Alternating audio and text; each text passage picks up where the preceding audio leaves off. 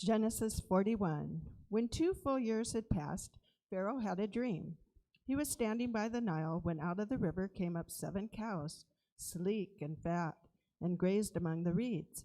After them, 7 other cows, ugly and gaunt, came up out of the Nile and stood beside those on the river bank. And the cows that were ugly and gaunt ate up the 7 sleek, fat cows. Then Pharaoh woke up. He fell asleep again and had a second dream. 7 heads of grain, healthy and good, were growing on a single stalk. After them, 7 other heads of grain sprouted, thin and scorched by the east wind. The thin heads of grain swallowed up the 7 healthy full heads. Then Pharaoh woke up. It had been a dream. In the morning his mind was troubled, so he sent for all the magicians and wise men of Egypt. Pharaoh told them his dreams, but no one could interpret them for him. Then the chief cupbearer said to Pharaoh, "Today I am reminded of my shortcomings. Pharaoh was once angry with his servants, and he imprisoned me and the chief baker in the house of the captain of the guard. Each of us had a dream the same night, and each dream had a meaning of its own. Now a young Hebrew was there with us, a servant of the captain of the guard. We told him our dreams, and he interpreted them for us, giving each man the interpretation of his dream.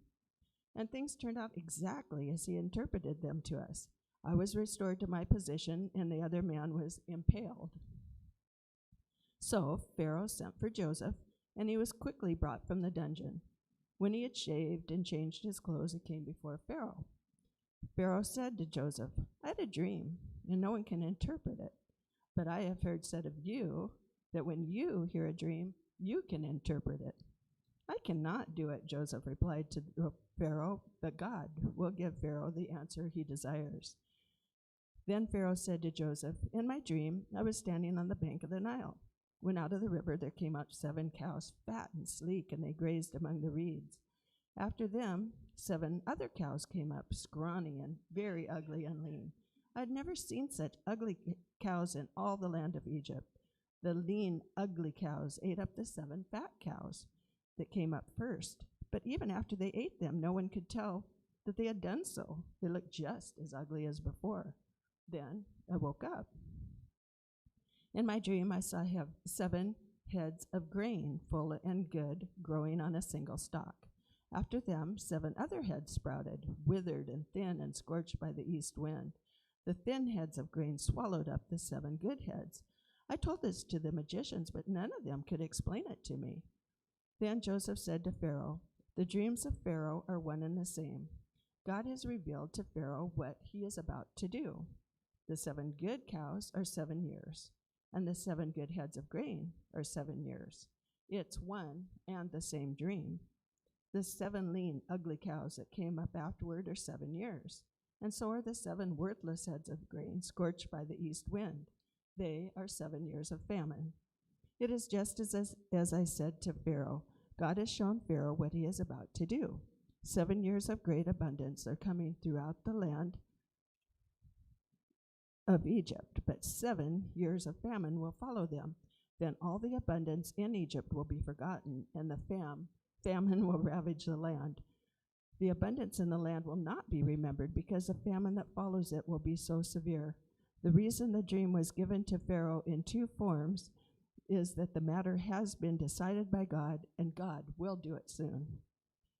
And now let Pharaoh look for a discerning and wise man and put him in charge of the land of Egypt.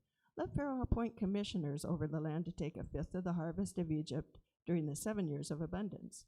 They should collect all the food of these good years that are coming and store up the grain under the authority of Pharaoh to be kept in the cities for food. This food should be held in reserve for the country to be used during the 7 years of famine that will come upon Egypt, so that the country may not be ruined by the famine." The plan seemed good to Pharaoh and to all of his officials. So Pharaoh asked them, "Can we find anyone like this man, one whom is the Spirit of God?" Then Pharaoh said to Joseph, "Since God has made all this known to you, there's no one so discerning and wise as you. You shall be in charge of my palace, and all my people are to submit to your orders. Only with respect to the throne will I be greater than you." So Pharaoh said to Joseph, "I hereby put you in charge of the whole land of Egypt." Then Pharaoh took his signet ring from his finger and put it on Joseph's finger. He dressed him in robes of fine linen and put a gold chain around his neck. He had him ride in the chariot as his second in command, and people shouted before him, "Make way!" Thus he put him in charge of the whole land of Egypt. Then Pharaoh said to Joseph, "I am Pharaoh, but without your word, no one will lift hand or foot in all Egypt." And Pharaoh gave Joseph the names Zaphanath-Paneah and gave him Asenath, daughter of Pharaoh, priest of On, to be his wife. And Joseph went throughout the land of Egypt. Joseph was 30 years old when he entered the service of Pharaoh, king of Egypt. And Joseph went out from Pharaoh's presence and traveled throughout Egypt. During the 7 years of abundance, the land produced plentifully. Joseph collected all the food produced in those 7 years of abundance in Egypt and stored it in the cities. In each city, he put the food grown in the fields surrounding it. Joseph stored up huge quantities of grain, like the sand of the sea. It was so much that he stopped keeping records because it was beyond measure. Before the years of famine came, 2 sons were born to Joseph by Asenath, daughter of Pharaoh, priest of On. Joseph named his firstborn Manasseh and said, "It is because God has made me forget all my trouble and all my father's household." The second son he named Ephraim and said, "It is because God has made me fruitful in the land of my suffering." The 7 years of abundance in Egypt came to an end, and the 7 years of famine began, just as Joseph had said. There was famine in all the other lands, but in the whole land of Egypt there was food.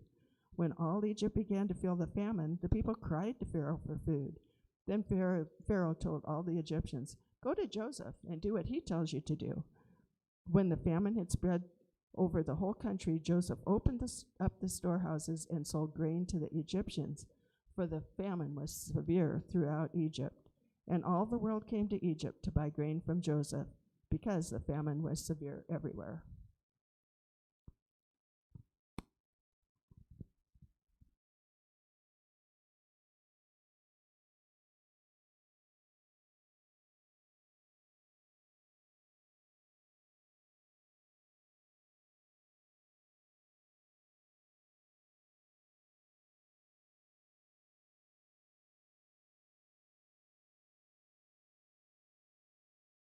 Awesome. Cool. Get everything turned on. This thing is been giving me fits here lately. So hopefully if it takes a nosedive like off the stage, you guys just, yeah. All right. Well, that is really loud. About to blow anybody else's eardrums out with that? Awesome. We are in week, I think it's 4 of our Joseph study. We have been tracking the narrative of Joseph's life. And in this, we've sort of been looking at the story behind the story. We said that, as just a recap, it's a lot like a picture. You take a picture of someone, you're going to get tired of hearing this example, but I'm going to tell you every week, right? You take a picture of someone standing in front of, like, say, Mount Rainier or something, right? You can't focus on the person in the foreground and the image in the background all at once, and so you have to blur one in order to see the other, right? Just how cameras and our eyes and everything work, right? So what happens, though, the foreground image is the stuff about Joseph's life. And what happens is if we focus too much on just the foreground image, then what we walk away with is typically some moralistic lesson, right? Like, have faith, just be faithful, like, believe, hang on tight. God's going to kind of work all things together in this. And it's like, are those good things?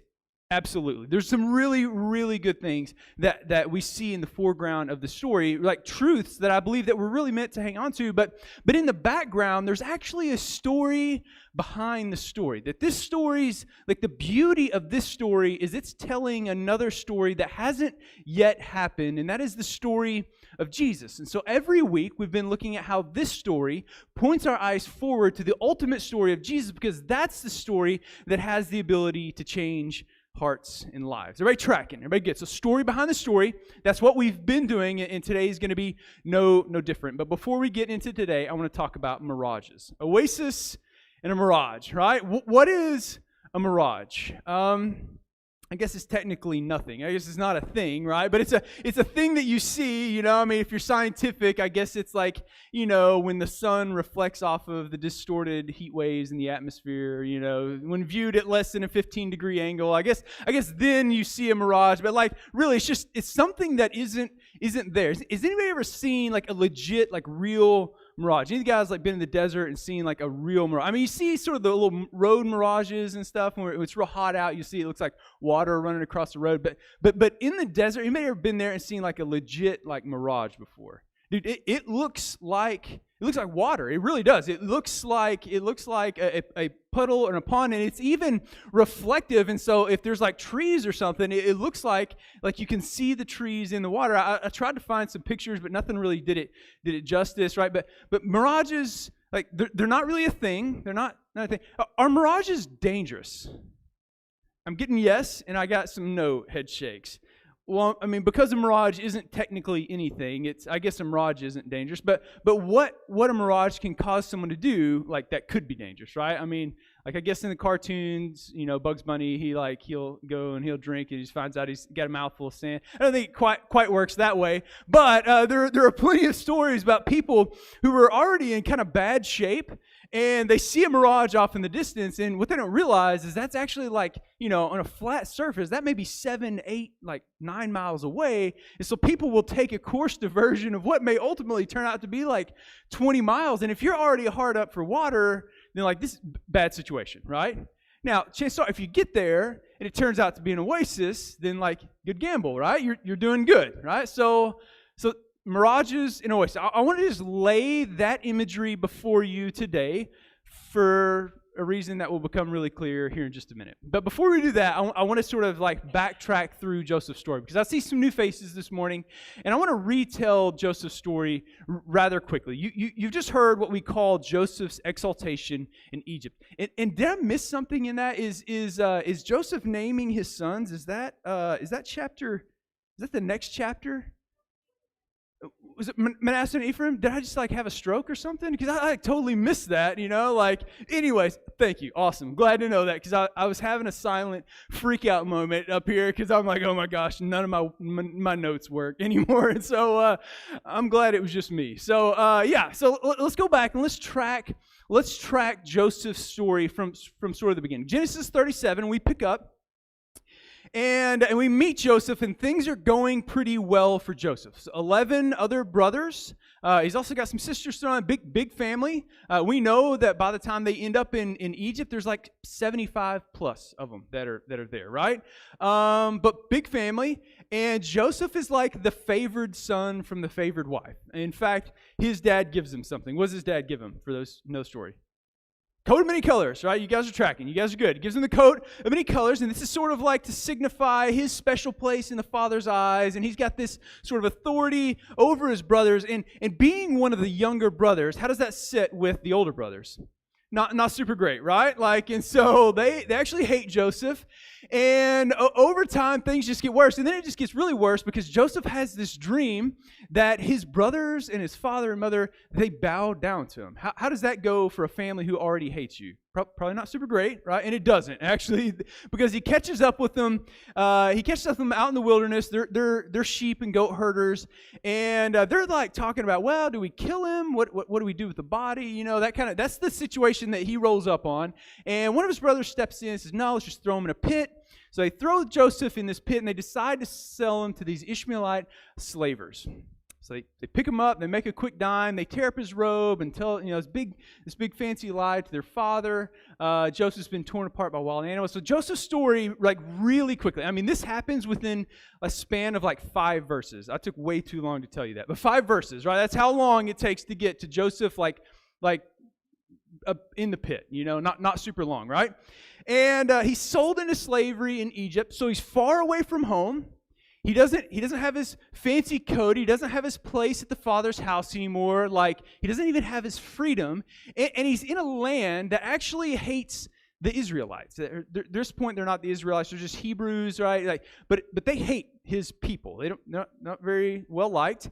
And so he's there. And things go pretty well for him for a time.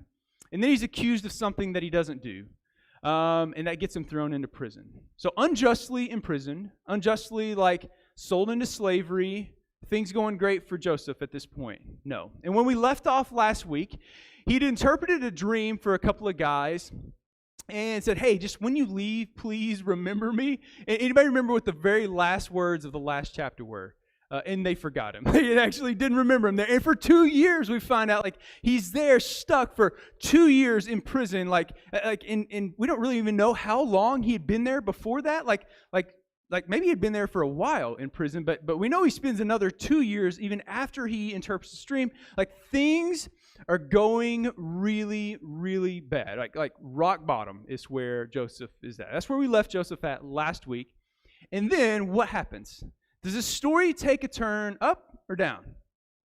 Up? Everybody up? Everybody good with up? Everybody pretty good with that?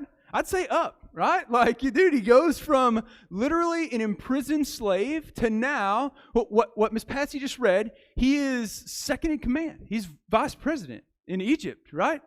Good or bad? Is that good? It's amazing, right? Like, that's an awesome, not just that, he gets a new robe.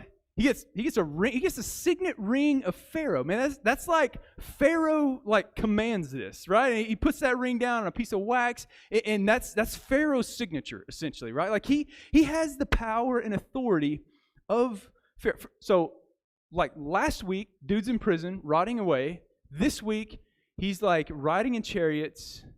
Big payoff, right? It's a big payoff event. So, and this is how I have always read this chapter. Can I ruin Joseph's story for you guys this morning? Can I ruin it? Like, because I'm about to totally like annihilate your view of Joseph's entire story this morning. Because the way I grew up was that this was always like the big payoff. Like Joseph remained faithful, like he held true, like everything was great. And look what God did. God works all things together for good. Like Joseph even says that. Like at one point in the story, and so this must be the good. Like this is awesome. And so what we do is we sell this as the big payoff. And I'm going to be honest with you guys. Like if you felt like this is the big payoff in Joseph's story, like so did I, literally until this week. And so like, welcome to my world, y'all. I shattered my own world, and then I have to come in and I got to shatter all y'all's view of this now as well. So that's the task before me at hand, because it's actually not. It's not the big payoff, and we'll talk about why here in just a minute. But what happens when we view this story as the big payoff is we tell some sort of moralistic story attached. This is I said, the danger of just looking at the events, up front and not considering the story behind the story. Because if we just see this as the big payoff, then what happens is we say, well, look at this, kids, like God is faithful and he makes all things work out, right? And then we sing Father Abraham, we glue some googly eyes to a brown paper sack, and then we send our kids home, right? That's typically how that story sort of gets taught back in our kids' church and even in churches. And so it's like, just hang tight, like things are going to work out, right? Y'all, can I just tell you, that that's not a good place for us to land? And if you've been around for a while, then you know me, you know that's not where I'm gonna head. But here's the deal: the fact that we are inclined to see Joseph's exaltation in Egypt as an oasis moment, right? He's made it. He's safe. He's good, right? It tells us something about our heart, because actually his exaltation in Egypt is one of the biggest mirages in the entire Bible. But the fact that we see it, and the fact that our hearts are immediately inclined to see this part of Joseph's story as like, dude, this is it. This is awesome. This is the big payoff. God is like coming through. Like that should do something. That should tell us something about how our heart works, because this isn't an oasis. This isn't life. This isn't good. Isn't necessarily bad either. We'll talk about what it is at the end. But it isn't the oasis moment. This is really ultimately this mirage, right? And let me retell the story for you in some modern language. And I'll show you what I mean about this not being the big payoff, right? Because we like our Hollywood, sort of depictions of things. And like in the end, it all gets resolved in one 30-minute episode, right? Everybody's good at the end of the Friends episode and everything works out, right? And it's just really how we like our stories to work. And so when this happens in Joseph's story, that's sort of what we do. But let me retell the story maybe in some more modern language, and you can begin to get the feeling for what I'm talking about, right? Here it is. Helen is a concerned mother. She has a son named Christian, and he keeps Helen on her knees, constantly praying, right? She is frequently called upon the elders of her church to pray for her son. Christian has always been a talented, handsome young man. He went to a great university, earned an impressive degree, and he landed an amazing job. Whatever Christian touched seemed to turn to gold. However, his pursuits came with a price. Christian ended up working for a company whose moral reputation was less than desirable. We'll say that, right? He also moved quite far away from home, to another country, in fact. He never went to church. He never saw his family, not even for holidays. Eventually, he even started to go by a different name. Nobody knew him as Christian in the new company that he worked at. Everybody called him Darwin because of his ability to thrive in their sort of survival of the fittest company culture. Eventually, Christian married an unbeliever, the granddaughter of one of the founders of the company. They had a couple of kids, but Helen, mom, right? She never got to see them. She had never even seen a picture of her grandsons. She did know, however, that they had never heard the name of Jesus. Needless to say, Helen was heartbroken. Now, I want you to think about like the elements of Helen's story, right? Did you notice where they came from, right? Just immediately out of Joseph's story. This is where we were. Oh, this isn't my story, by the way. This is a story from a commentary. Apart from the obvious differences, like Christian wasn't sold into slavery. He sort of willingly chose his, right? But the rest of the elements come directly from Genesis 41. Was that a good story? Was that a good news? Like, was that the big payoff? Like, is that how we read? Is that how we read the Helen and Christian story? Thumbs up. Good payoff. Bad payoff, right? Not a great story. And yet, somehow we read Genesis 41 as the big payoff. This is the good part, the amazing part of Joseph's story, right? Why do we tell our children that this is what their faithfulness will bring, right? Like if you just like stay faithful, God's going to sort of work all things out together, and like your circumstances are going to totally get better, right? So that's the Mirage. That's the Mirage of the story. Because if we buy that this is the big payoff, that things are better now, that this is what God was sort of always working towards, and he wanted to just make Joseph's situation and his circumstances better, like Joseph getting out of prison was the big win in the story, right? Then we're buying the lie of the Mirage, and we're like, it leads us to a really, really bad place. And not just in Joseph's story, but we actually buy the same lie, and I'll show you what I mean as we come to the close today, but we actually buy this lie too. That it isn't just as we look at Joseph's story, we buy the lie of the Mirage, and we walk far out into the wilderness chasing this thing that actually, man, it leaves followers of Jesus like disenfranchised from their faith. It leaves them with a false view of God, that when God fails them, because that isn't a real picture of God that we have created, right? That's the Mirage, that when that God fails you, then people reject that God, and they walk away from a faith that actually wasn't even true, wasn't even real to begin with. Like, dude, this is dangerous. This is bad stuff. It has real consequences in the day-to-day. Everybody good, right? So here's what we're going to do. I want to go back, and I want to prove to you that this is all a mirage. This isn't actually good. This isn't the big payoff.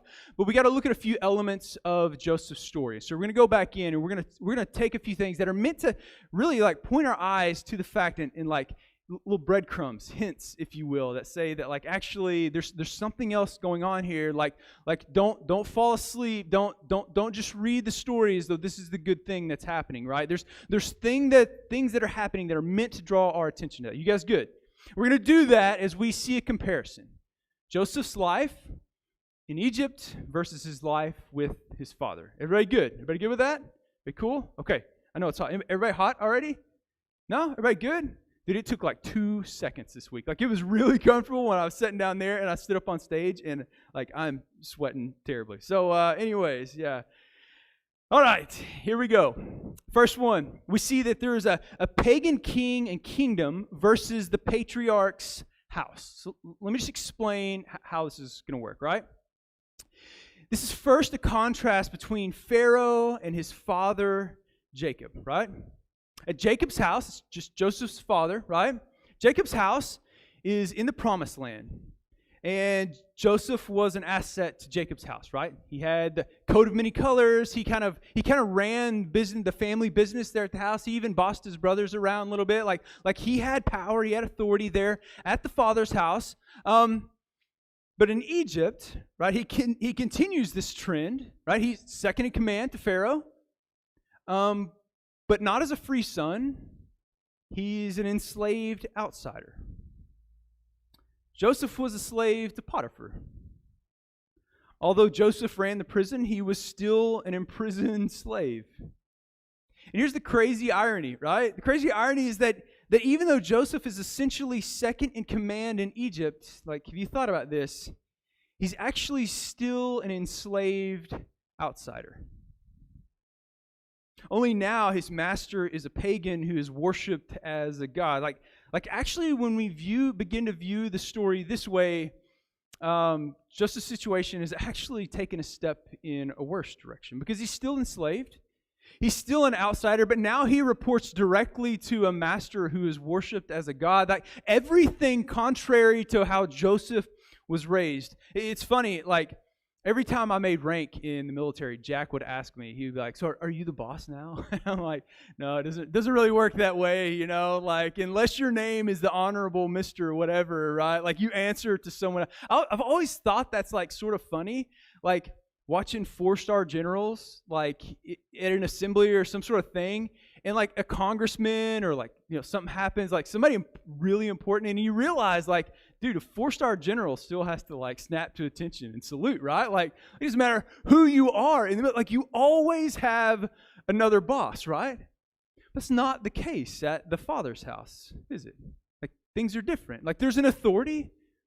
Dad has an authority over you, but at the end of the day, it isn't the same as like in the military. It isn't the same as that Joseph was experiencing. Like the Father's authority, that it actually brings freedom at the end of the day. But here's the deal, and this is the Mirage. Like don't miss this. How easy would it have been for Joseph to lose sight of his freedom in light of his new position? How easy would it have been for Joseph to convince himself that actually he wasn't an enslaved outsider, that he had these freedoms that actually at the end of the day he didn't? And we see in Joseph's story, like Exodus chapter 1, like what happens? Like the next king that comes along forgets everything that Joseph did. Bro, Joseph saved the entire world, and the next guy in succession forgot what he did. Like that's not real power.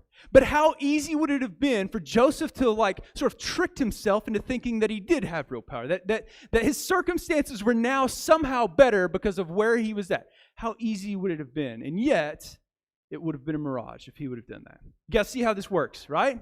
Here you go. Number 2, pagan wealth versus the patriarch's gift. Genesis 42 says this. Pharaoh said to Joseph, "See, I have set you over all the land of Egypt." Then Pharaoh took off his signet ring from his hand, and he put it on Joseph's hand and clothed him in garments of fine linen and put the gold necklace around his neck. Pharaoh is lavishing the royal like jewelry and clothing on Joseph as the symbol of his status. Like signet ring, again, that's Pharaoh's signature. What he says goes, right? I want you to think back, even if you haven't been here for this series, was there ever a moment in Joseph's story where he was giving an article of clothing signifying his status, right?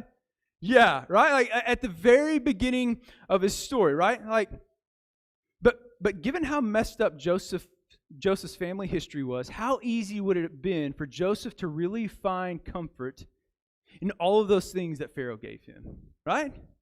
Dude, I am rich. Like I'm not herding sheep and goats, right? Like I'm not like scratching to make a living anymore. Like I have everything that a person could possibly desire. Like how easy could it have been for him to like to have found his identity in this new stuff, in this new wealth that he had acquired, right? And yet, when we consider the blessing and the riches that were actually promised to Joseph and his family by God in the story, it far surpasses anything that Pharaoh could have given him. How easy would it have been for for Joseph to have bought the lie and settled for something so much less, right? Number 3, pagan worship versus the patriarch's adoration.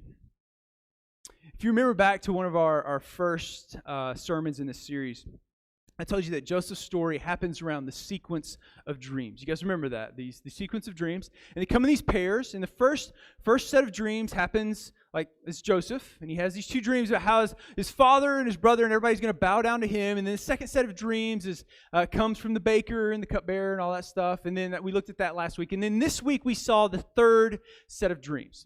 And that's Pharaoh's dreams. And as Patsy read all that, we're going to go back into that, right? But that's meant to contrast directly with Joseph's dream at the beginning of the story. Let me show you what I mean, right? This is how Joseph's dream works out.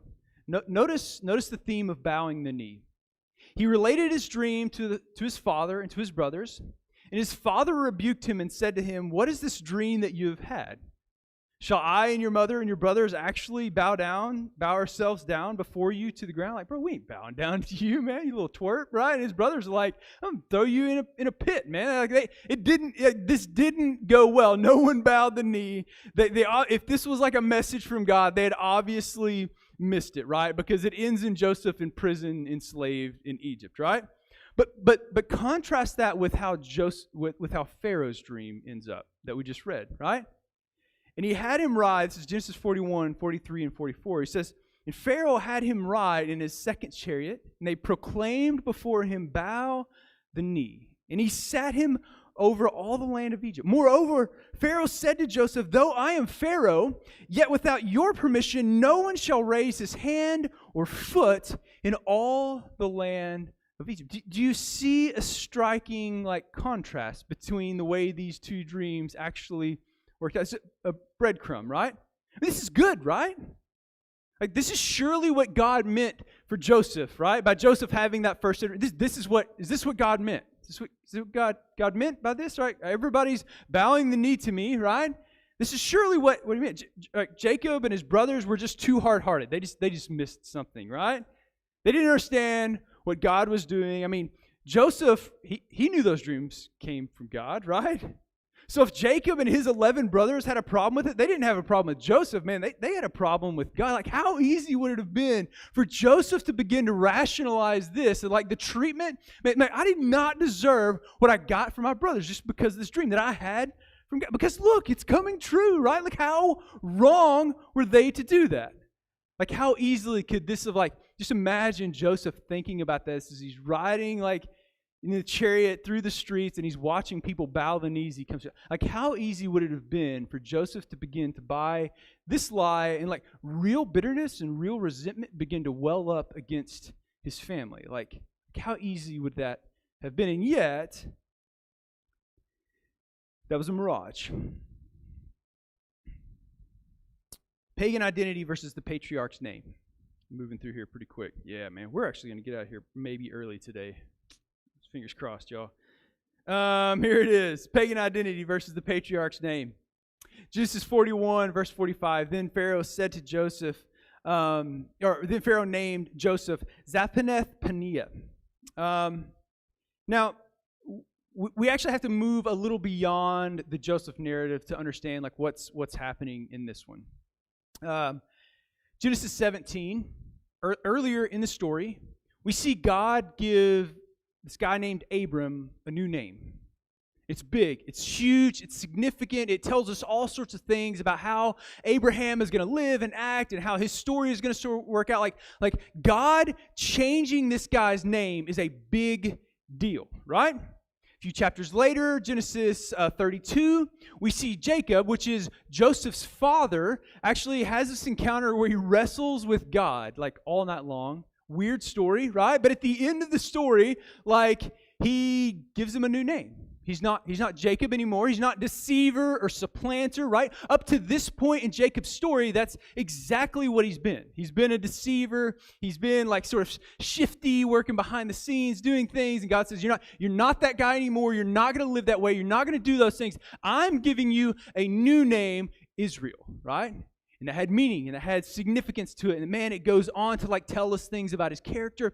Giving a new name is a big deal, right? And yet, in Joseph's story, the name change goes in the opposite direction.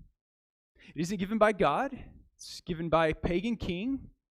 And it goes from being a Hebrew name to being a name. We actually don't know what Zaphaneth-Paneah means. We think it means something related to an Egyptian god of some kind, but we don't really know. What we do know for certain, and we see this in the story of Daniel, is that pagan kings giving names to slaves and outsiders, giving new names, that was actually a fairly common practice. Daniel, Hananiah, like Azariah, Mishael, like those, you know them as Shadrach, Meshach, and Abednego, right? Like they're given new names. And the purpose for that is to mask their identity. These guys are high up. Actually, we have an extra biblical source. A guy under Pharaoh Merneptah, just a few years after these events, he took a Hebrew in his upper court. It ascended. So we don't have this in the Bible anywhere, but it's in history and stuff. It's in writings that the Egyptians recorded, and he's given a new name, and they directly say that it's to mask his identity. Like it was bad optics. Like it wasn't good for the press for there to be this Hebrew, this outsider, previous slave in the higher courts of Pharaoh's courts, right? Like making decisions, right? And so why do we read this as a good thing in the story? Is it some new title? He isn't getting a better position. Like Pharaoh is literally deconstructing every aspect of who Joseph is to include his own name. And he's remaking him into an Egyptian. How easy would it have been for Joseph to get lost in all of this, right? Just think about this for a second, bro. Joseph was in prison 15 minutes prior. Dude, if it means I don't have to go back to prison, you can call me buttered toast or something. I don't care, man. Who's Joseph, right? If it means I'm not going back there, you can. And yet, in God's story and what God was doing through his plan of redemption, a name means something. It's actually incredibly important. And so to give this up or to willingly begin to live in this new identity, whatever Zaphaneth-Paneah meant, right? To begin to live into this new identity actually goes against what God was trying to do in you and through you for his story of rescue and redemption. This is not a good thing. And yet we see the story as a good thing. Mirage, right? Another mirage. And it ends with this one. Pagan wife versus the patriarch's provision. This is the final breadcrumb in this passage. It's meant to cue our minds into the fact that don't be deceived. This isn't necessarily as good as maybe it seems on the outset, right? Here's what it says, Genesis 41:45. Then Pharaoh named Joseph Zaphaneth-Paneah, and he gave him Asenath, the daughter of Potiphar, priest of On, as his wife. And Joseph went forth over the land of Egypt. Here's what's crazy. We actually know about the priesthood of On outside of the Bible. They were incredibly wealthy, incredibly famous. There was actually only one other family in all of Egypt that was quite as royalty as the family of On. I was going to say the Kardashians, but I think everybody hates them now. So who's who's America's sweetheart now? Nobody? Who? Tom Hanks? Okay, yeah. Well, maybe a girl. I don't know. I'm with you. I had a hard time. Who would be America's sweetheart? I thought John Krasinski, from The Office or something. Yeah. And who's he married to again? Emily Blunt. They're like Hollywood's power couple, right? Right? Everybody's they're beautiful and they have these crazy beautiful kids and they're living the lifestyle. Dude, just think when you think of this part of Joseph's story, I want you to think John Krasinski and Emily Blunt, right? That's what just happened. He was just gifted the most gorgeous, beautiful woman in all of Egypt from the most royal family, dude, super well connected, wealthy, dude, their kids were just little gorgeous things running around everywhere. That's the story, right? Good or bad. Well, it's awesome, man. That's incredible for someone who just previously was in prison. Less than 7 years later, we're told that he has a couple of kids running around now, right? Dude's building his family, right? Right. this is his wife. This is his family now. How easy would it have been for him to have seen his situation, right? Right? And here's what's crazy is, like, they goat herders, right? This priesthood of On, like, they wouldn't touch a goat or a sheep with a 50-foot pole, man. Like this new family that I'm part of, this is awesome. We ain't living in tents anymore, and my family sure ain't trying to kill me, right? Like, bro, they're trying to suck up to me. I'm number 2 in the kingdom, right? Like, and so, like, this is a good cushy setup for him, right? How easy would it have been for Joseph to walk away from his family, his name, his heritage, his lineage, those covenant promises that were made to his father and his grandfather and his God comes to this family, and this is what's at stake, y'all. Like, don't miss this. I'm going to bless the entire world through you and through your lineage. Through your seed, I will bless the entire world. Right? I'm going to give you a land flowing with milk and honey. Right? I'm going to give you status in a kingdom. I'm going to give you these amazing, and then yet, like Joseph, he's got it all. He's got every bit of that. He just went from like the worst position in the entire kingdom to the hands down the best position. Like, nobody's trying to kill you because you're not the top guy, and so, but you got all the power of the top guy. You got the beautiful wife and the amazing little kids running around. Like you're set up. And we see this as this big payoff moment, and yet, man, it's all a mirage. How does Joseph respond? Because that's what matters in this, right?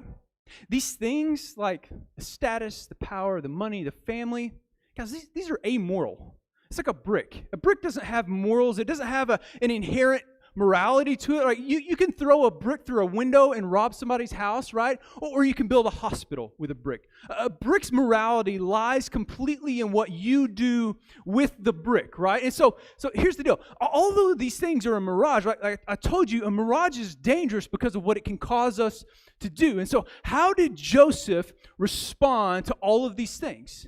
A new name?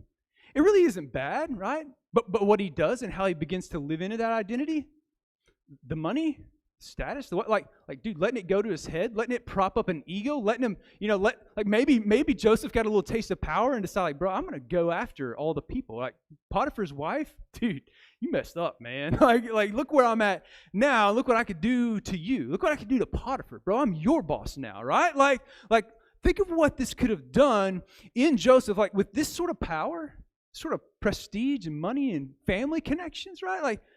So what did Joseph do with what do we see about Joseph's character? And here it is, guys. At the end of the passage, the part that apparently I had a stroke through and like totally missed, Joseph has a couple of kids, and he names these kids something, and then it gives you these details that I think typically we would just sort of skate right over, but man, there's something happening in the names, right? And let's just start this way. Joseph named the firstborn Manasseh, for he said, God has made me forget all my troubles and my father's household. Manasseh means to forget. And ultimately, this name choice is a tremendous picture of grace. So here's the deal. We have a hard time rendering what he forgot in English the way that it does in Hebrew. He didn't forget his father's household. Like he didn't forget, he forgot the troubles of his father's household. He didn't remember what his brothers had done to him anymore. And not that he didn't remember their actions. They sold him into slavery. They tried to kill him, right? They told this big lie about him, and yet Joseph has moved on. Like those things don't define this. Yes, I'm in this new chapter, but let me begin to paint a picture through what I name my sons, because here's the deal. Joseph couldn't control what Pharaoh named him, right? He gives you a new name, the most powerful guy in the entire world, you take the name, right? He had zero power, but what Joseph did have power over is what he named his sons. And what we would expect to see if Joseph had bought the lie, if Joseph had given in to this new identity, if Joseph had rejected the lineage, the heritage, the family, the name, the covenant promises of God, if Joseph had walked away from all of those things, we would expect to see some little Egyptian named kids at this part of the story, but we don't get that. We get Hebrew named children. And the first one is the story of grace. In fact, what's amazing is like in just a few short chapters, like next week, we're going to get to see a beautiful picture of that grace that Joseph actually extends to his brothers. That he doesn't just willy-nilly name his kids this, right? Like he just pulls. No, he had actually done the work. Joseph had actually moved beyond. Joseph, like this thing didn't define Joseph any longer. Like he wasn't trapped by hatred, right? And this is a pure act of God, man, because like who else but God could keep a 17-year-old little boy who went through everything that Joseph did from becoming a bitter, like nasty 37-year-old man by this point in his story, right? Like he's been in Egypt longer than he was at his father's house at this point. And yet he's still forgotten. His second son, he named him Ephraim, for he said, God has made me fruitful in the land my affliction. If you write in your Bible, underline that word affliction there. Because did you notice that Egypt is the land of his affliction? Joseph isn't embracing the Egyptian identity. Joseph has not forgotten the promises of God. Joseph has not allowed all the wealth of Egypt to remove him from God's redemptive plan for the world. Joseph is a part of something much bigger that God is doing through him. And to have walked away from that, to embrace his Egyptian identity would have been to have walked away from that and to abandon the thing for which God had put him there in the first place to do. And yet, he hasn't embraced the Egyptian identity. He still very much sees Joseph he still very much sees Egypt as the land of his affliction. He also sees all that has been given to him as being given to him by God. In spite of his circumstances, whether good or bad, in Egypt and as part of God's redemptive rescue plan. So here's the deal. I just threw you guys like an entire jigsaw puzzle out on the table. I gave you a lot of pieces, right? Everybody's head swimming at this point, right? I gave you a lot. Let me put it all together in some language I think that will really, really help us sort of close things out well here. I think maybe in the form of a question. What is Satan's greatest weapon against mankind? This is a thought experiment. Just think this through for just a second, right? If your mind is immediately drawn to temptation, I would say that you're not technically wrong, but you could also be a lot clearer than that. That is a weapon. That is definitely a weapon. I'll tell you where I'm going with this in just a second, right? What about persecution? Is that maybe one of the greatest? Is that Satan's greatest weapon, right? Given the fact that nobody in this room has probably ever experienced legitimate persecution, and we wouldn't know it unless it was like staring us in the face with an M4, right? I'd say probably not, at least from our own experiences, probably not persecution. Or how about affliction? You know what I mean by affliction? Story of Job, right? But you know the story of Job. It's loss of family. It's loss of his kids. It's the loss of his health. It's financial loss. I mean, he's completely devastated, right? And it's sort of the whole thought paradigm of the book of Job is like, okay, now that everything has been taken from Job, will he like curse God and turn his back and die, right? Is that?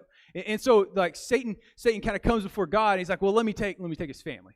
Let me take his health, right? Let me take his wealth. Like he only loves you because he's got a lot of money. So let me take that too. So is it affliction, right? We think, yeah, nah. I think we definitely see it. I think it is real. And I think we like the whole affliction and persecution thing because it's sort of it like fits this picture of the red devil, like pitchfork wielding sort of demon that we got in our mind, right? And so that's sort of how he just likes to come around and sort of poke us or whatever, or whisper things in our ear, temptation, right? But let me tell you what I think hands down, Satan's greatest weapon against mankind. Are you ready for this? Satan's greatest weapon against mankind is opulence. It's opulence. It's like a rope.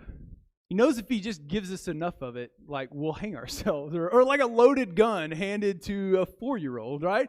He doesn't have to do anything. He just sort of hands it to us and he walks away. And like, dude, it's opulence. I want you to think about this, right? Like, opulence is this killer. We lose focus. We get soft against temptation because things are like going well, right? Right? You ever notice how people don't go crying out for God when their life is going great? You ever notice that? Like I've never sat in my office counseling with people, right, who are like, Pastor, my finances are doing so good right now. I'm worried that I won't tithe, or I'm worried that we'll forget God in this moment of extreme wealth and goodness, or like, Pastor, my marriage is going so great right now that we're swimming in quiet Bible time together. I don't know what we're going to do if we have another hour-long prayer session together, right? It never happened, and I honestly don't know what I would do if it did, right? Let's just be real. People don't go crying out for God when their life is going great. Can we just agree on that, right? Lose focus. We do. We get soft against temptation. We label everything that seems remotely unfriendly to our religious liberties as persecution. Have you noticed that? Y'all, some of the stuff we have labeled as oh, we're so persecuted here in the States, It's like, bro, go to Namibia or something, right? Go to Yemen and let's let those guys hear you say that, right? Go to Iran to where the only thing they teach that their church members, what their 101 church member class consists of? How to witness to your captor before he kills you, right? No, that's persecution. And so we get soft against it. Man, you want to know what most often derails God's people? Don't miss this. This is what most often derails God's people from participating in the mission of Jesus, right? This is what Joseph's story was. You realize that, right? Joseph's story isn't actually even about Joseph's story. Joseph's story is actually Jacob's story. As commentaries will tell you. But it's not even Jacob's story. It's about Judah. It's one of his brothers. In the beginning of Joseph's story, you get this really weird chapter about Judah and Tamar and all this stuff. And it's why is this happening in the middle of the Joseph narrative? And the reality is because this is actually, plot twist, this is Judah's story. Because what comes from Judah? Jesus comes from Judah. You read Matthew chapter 1 and you see the story of the beginning of the Messiah. And guess what? It doesn't begin with Jesus' birth. It begins with a genealogy that we typically skip over, and there's one really distinct name in that, and that's Judah. Lion of the tribe of Judah. We get all that, right? So here's the deal. What happens if Judah starves to death in the middle of a 7-year famine? Well, maybe God starts over, or what if all this stuff goes to Joseph's head and he kills Judah when he comes in to get food or something, right? Or what if Joseph buys the lie? What if Joseph buys the Mirage and sidelines himself from God's redemptive purposes? What happens to Judah in that? Y'all, this is Judah's story. There's something coming from him that is going to bless the entire earth, right? Joseph was participating in the mission of Jesus. And do you know what sidelines God's people more often? It isn't temptation, right? Y'all, the church, just look back through history, the church has historically thrived in the face of real challenges of compromise.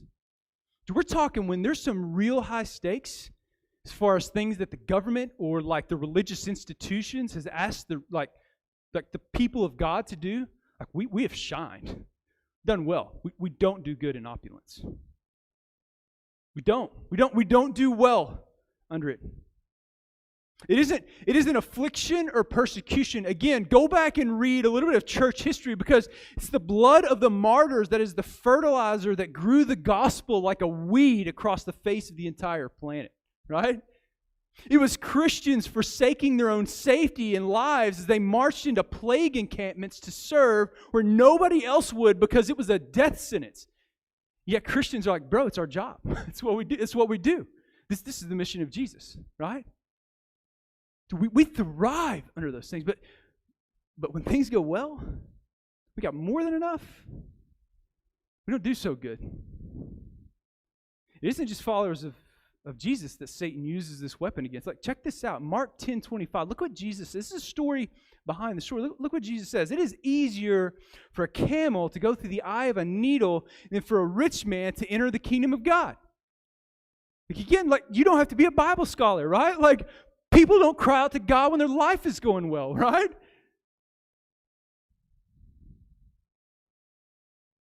Joseph was a part of this redemptive rescue mission. That had he followed the Mirage, had he bought the lies, had he bought his own hype, had he let his ego swell, had he not done the work of forgiving and forgetting what his brothers had done to him, had he not done the work of seeing the fact that God is actually the source of all that's going on, and he has a purpose for it. Remember, all these things are amoral. They're not good or bad. But God intends to use these things. This is where he's at. In this moment, in this time, and these are the things that God has given him. And so it takes on its morality as Joseph rejects the Egyptian identity and lives into this like kingdom reality, this thing that God is doing, this great rescue plan, the story of redemption that God is weaving through his actions. And y'all, like, this is where it hits us like really hard. And it was ultimately leading to Jesus, right? This is a story. And so here it is. God was preserving this seed. The seed of Israel, the seed of a woman that we looked at this last week, Genesis 3:15, that was coming to save the entire world, right? It's why Genesis 41 makes sense. Without this, like, nothing else in the Old Testament makes sense, right? And here's the deal. Our identity has to be rooted in this story behind the story. Has to be. If it's going to mean anything at all. Otherwise, we are playing with a loaded gun that's going to one day go off. We will inevitably see blessings as an end to themselves. And we will also view those trying times as those God has forsaken us. Opulence, man. No matter where your story may wind up, you must find its ultimate significance in Christ's redeeming work on your behalf. And so let me ask you this question, and we're ending things out. What is your identity tied to? That's a big philosophical question. That's the sort of question you answer like over, 10 therapy sessions, right? But like, I'm going to give you a tool to maybe quickly sort of answer it in a way that hopefully you can leave here with a little something in hand, right? But best way to answer this question is by answering this one. What thing, if it were gone tomorrow, would make life not worth living anymore? Right? And we would look at our money and we would say, like, oh, it's not money, right? Like, the reality is, man, we sacrifice crazy amounts of our time, our effort, our creative energies that maybe we would otherwise spend with family or kids or whatever, right? Dude, on the altar of career and finances. Our actions speak an incredibly loud word about whether we're heading towards an Oasis or we're heading towards a Mirage, right? And the reality about like how much we actually sacrifice in the altar of finances or career, man, actually may tell a different story that actually maybe we're heading towards a Mirage in this thing. We're looking for this thing to give us a sense of hope or purpose or fulfillment or satisfaction or whatever the case, that actually that we can only get as our identities are tied back to Christ. You know, the King of the universe who died for us, like that guy, right? What about our children? We love our kids, right? And I don't believe God would ever like take them as punishment or something like that. Don't hear me in this, but the reality is that our kids aren't God. Like our kids make really, really bad gods. Our children don't define our identity, and yet many of us live like that were the case. And that's not fair to them. And actually, we will never parent them well if they are the thing that defines our identity. This could go on and on and on. So I don't know. I don't know where you walked in here at, but I know that I would like for you to sort of contemplate that question. Because it sort of cues us in about whether we're heading towards a mirage in our life, right?